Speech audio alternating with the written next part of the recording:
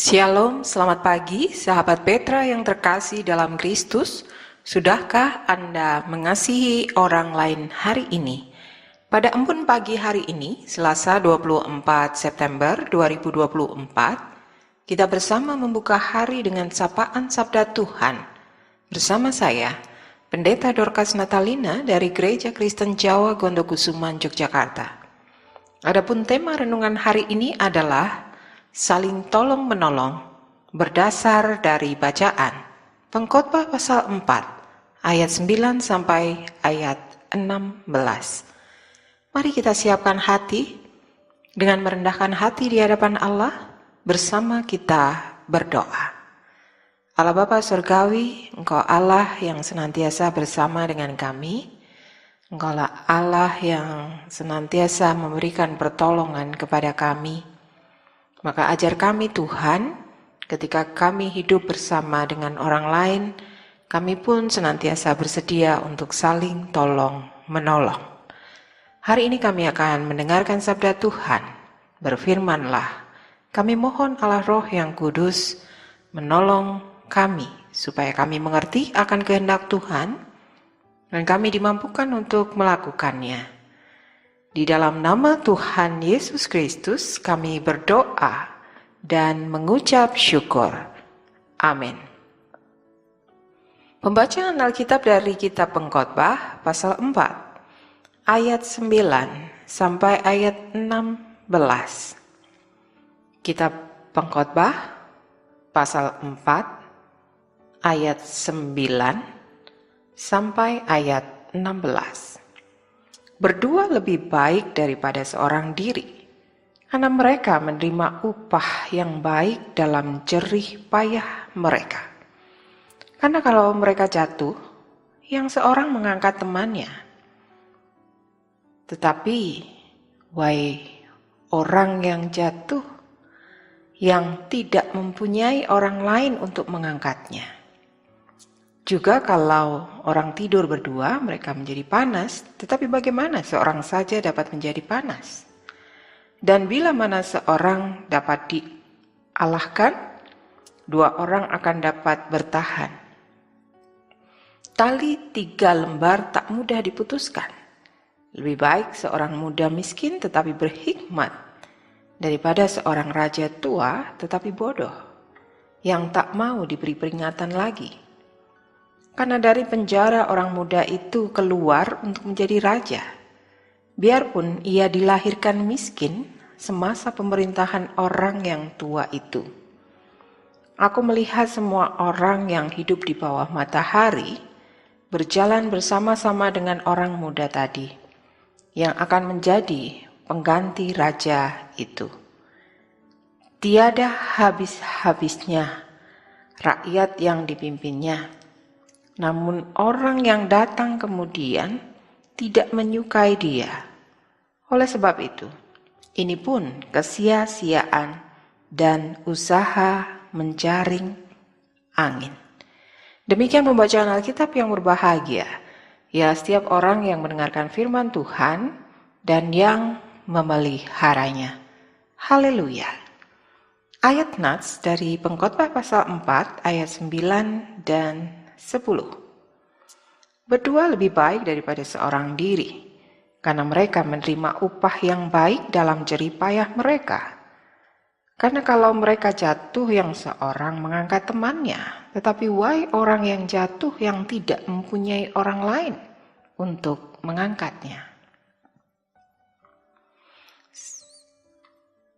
Sahabat Petra yang dikasihi oleh Tuhan, tema embun pagi hari ini adalah saling tolong-menolong. Pengkhotbah pasal 4 ayat 9 sampai 10 tadi berkata, berdua lebih baik daripada seorang diri, karena mereka menerima upah yang baik dalam jerih payah mereka. Karena kalau mereka jatuh, yang seorang mengangkat temannya. Tetapi wahai orang yang jatuh yang tidak mempunyai orang lain untuk mengangkatnya.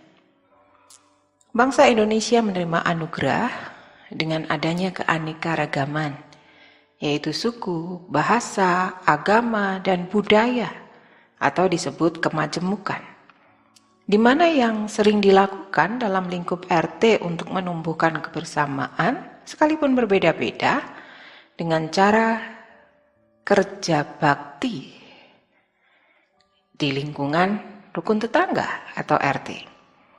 Kegiatan tersebut dapat menumbuhkan kebersamaan, dapat bersatu, dan juga bersedia untuk saling tolong-menolong sehingga memperhatikan kesulitan hidup orang lain. Pengkhotbah mengatakan, berdua lebih baik daripada seorang diri.